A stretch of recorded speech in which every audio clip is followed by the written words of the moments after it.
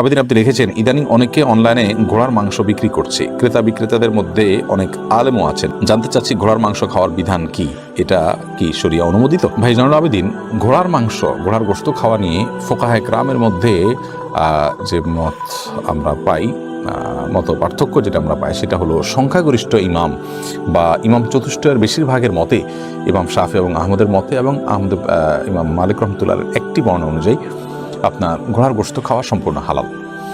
আর ইমাম আবু হানিফা রাহিমাহুল্লাহর মত অনুযায়ী ঘোড়ার গোশত খাওয়া মাকরুহ, বিশেষ করে যখন ঘোড়ার গোশত খাওয়ার ফলে আপনার যুদ্ধ বিগ্রহের জন্য ঘোড়া ব্যবহার হয় এবং ঘোড়ার যে মূল উদ্দেশ্য বাহন হিসাবে তাকে আল্লাহ রাব্বুল আলামিন তৈরি করেছেন।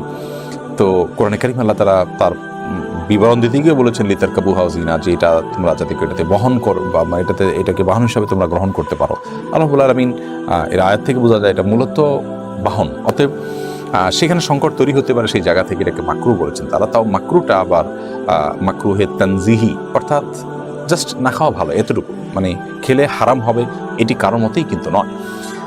আর যদিও অনেক উলামায়ে কেরামের মতেই, যেমনটা বললাম যে সংখ্যাগরিষ্ঠ আলেমদের মধ্যে জায়েজ এবং হানাফি মাযহাবের অনেক ইমামদের মতে এটি জায়েজ। যেই হাদিসের ভিত্তিতে হানাফি মাযহাব এটিকে মাকরুহ বলা হয়েছে সেটি আবু দাউদ এবং হাদিসে বর্ণিত হয়েছে, খালিদ বিন ওয়ালিদ রাদিয়াল্লাহু তাআলা থেকে বর্ণিত হাদিসটি।